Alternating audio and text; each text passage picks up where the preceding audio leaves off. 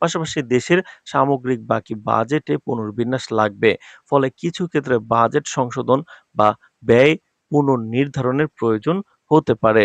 প্রশাসনিক নির্দেশনা অনুযায়ী সকল মন্ত্রণালয় ও দফতরকে গ্যাজেট প্রকাশের সঙ্গে সঙ্গেই তাদের অভ্যন্তরীণ পেরোল সিস্টেম আপডেট করতে বলা হয়েছে। সরকারি কর্মকর্তা প্রত্যাশা করছেন যে নতুন নিয়মাবলী হার নির্ধারণ পয়েন্টগুলো অনলাইনে এবং অভ্যন্তরীণ পোর্টালে দ্রুত প্রকাশ করা হবে, যাতে কর্মচারীরা নিজ পরিবর্তিত বেতন ও অতিরিক্ত ভাতা সম্পর্কে স্পষ্ট ধারণা পান।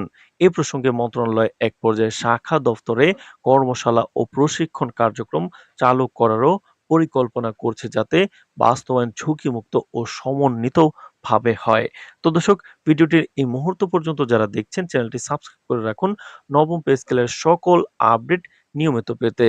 তো দর্শক, রাজনৈতিক পর্যায়ে এবং অর্থনৈতিক মহলে এই সিদ্ধান্তের নানা প্রতিক্রিয়া এসেছে।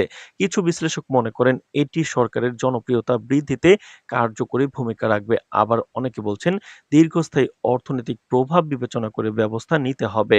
সরকারি বাজেট ও রাজস্ব বাস্তবায়ন পরিকল্পনা এখনই এই পরিবর্তনের সঙ্গে খাপ খাইয়ে নিতে হবে। নাহলে কর্পোরেট ও বিনিয়োগ ক্ষেত্রেও মুদ্রাস্ফীতি ও ব্যয় প্রবণতার নতুন চ্যালেঞ্জ দেখা দিতে পারে। শেষ দিকে অর্থ মন্ত্রণালয় থেকে জোর দিয়ে বলা হচ্ছে, নবম পে স্কেল কার্যকর করাটা একটি ধাপে বাস্তবায়িত প্রকল্প।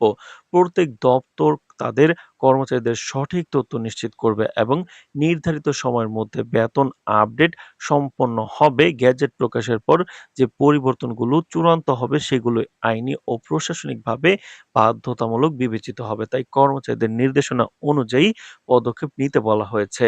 তো দর্শক, নবম পে স্কেল এবং মহার্ঘ ভাতার সকল আপডেট নিয়মিত পেতে চ্যানেলটি সাবস্ক্রাইব করে রাখুন। আজ এ পর্যন্তই। ধন্যবাদ।